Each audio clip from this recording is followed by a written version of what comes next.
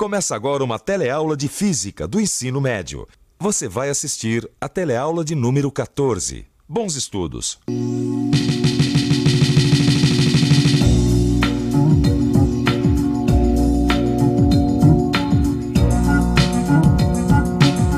O que é trabalho? Como se mede o trabalho realizado por um corpo? Isso é justamente o que você vai ver na teleaula de hoje. Na teleaula de hoje, você vai ver mais detalhadamente o que é trabalho e o que é energia cinética e como essas duas grandezas se relacionam. Vai aprender também o que é potência e o que é rendimento. E agora, muita atenção porque a nossa teleaula de hoje está apenas começando.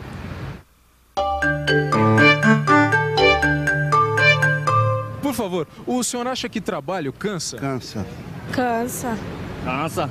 Principalmente esse nosso serviço aqui. Cansa. Cansa. Qualquer tipo de trabalho?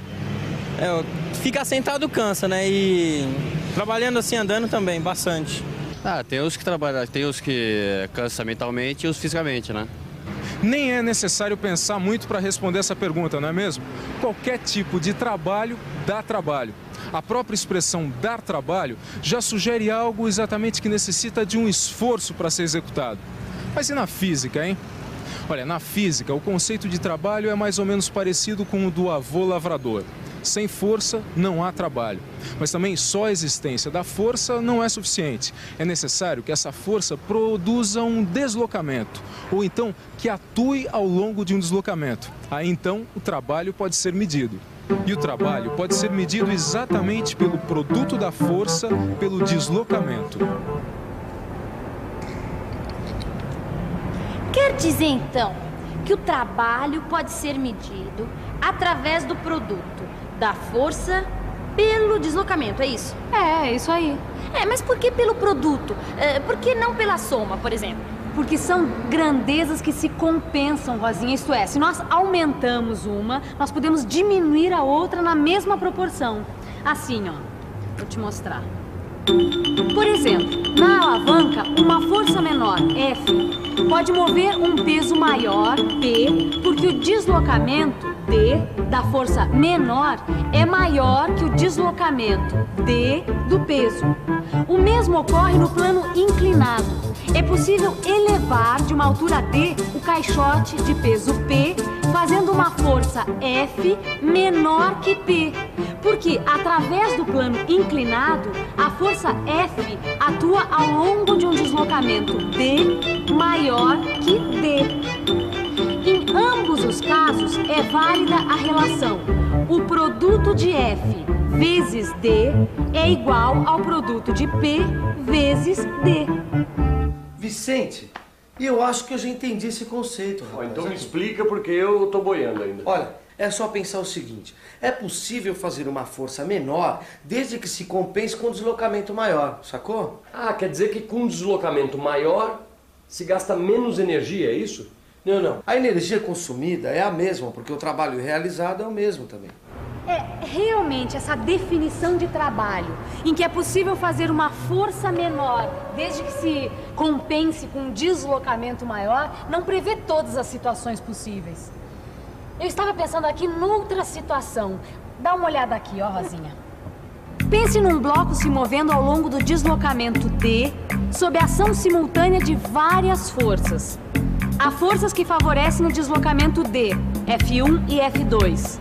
Existem outras forças que não atuam diretamente, F3 e F4.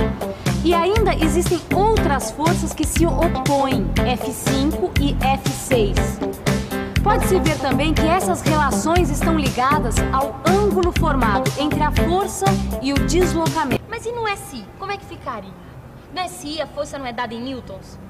E o deslocamento em metros. E o trabalho será dado em newtons vezes metro. Unidade essa que recebe o nome de joule. Joule. Que a gente ainda não respondeu a pergunta título dessa teleaula. Trabalho cansa? E a resposta só pode ser uma. Depende.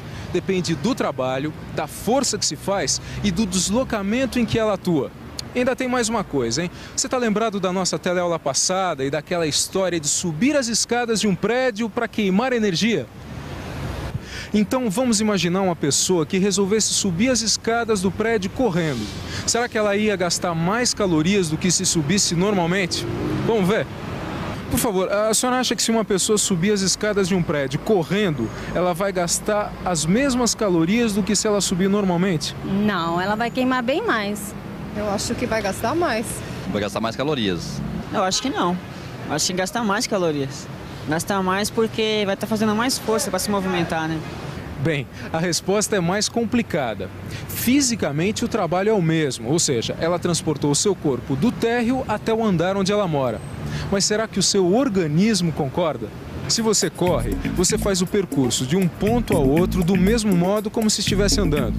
Mas o seu coração bateu mais forte, sua respiração se tornou ofegante, você suou e cansou muito mais. Além disso, internamente, o seu organismo consumiu muito mais energia, embora o trabalho externo tenha sido o mesmo. E isso ocorreu porque o tempo para a realização desse trabalho foi menor. Ou, em outras palavras, a potência desenvolvida pelo organismo foi maior. E agora nós estamos apresentando para você uma nova grandeza física, muito importante nos dias de hoje, a potência. Potência do SI é o Watt, em homenagem ao engenheiro escocês chamado James Watt, ou Watt como a gente chama. Assim, 1 Watt é a potência desenvolvida por uma máquina que realiza um trabalho de 1 Joule em 1 segundo. Então, esse watt é o mesmo que aparece na conta de luz? Não. Na verdade, a unidade que aparece na conta de luz é uma unidade de energia e não de potência. E se chama quilowatt-hora.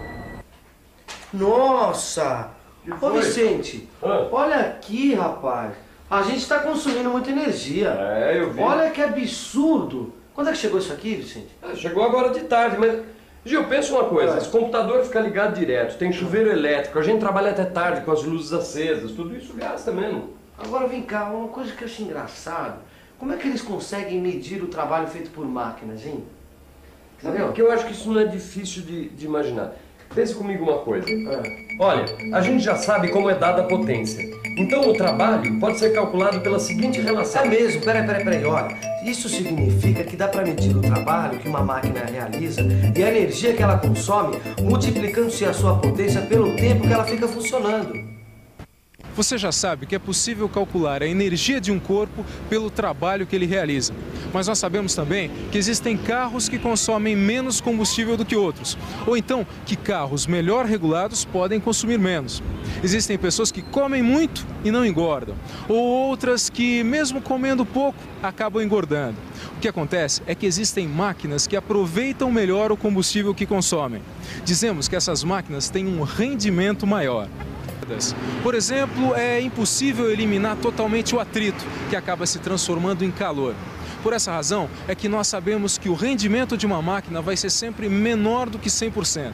Mas agora, para que o rendimento da nossa teleaula de hoje seja o mais próximo possível de 100%, que tal uma revisão? E atenção, se liga aí, que é hora da revisão. Na teleaula de hoje, você viu que é possível calcular a energia de um corpo pelo trabalho que ele realiza. E que para os físicos, só existe trabalho quando há força e deslocamento. Potência de uma máquina pode ser calculada pela razão entre o trabalho que ela realiza e o tempo gasto em realizá-lo. E que a potência útil é sempre menor que a potência total. E a razão entre elas, sempre menor que a unidade, é o seu rendimento. Como você viu hoje, para os físicos só existe trabalho quando há força e deslocamento. Portanto, o trabalho quase sempre cansa, meu amigo. Mas sem trabalho a gente não vai a lugar nenhum.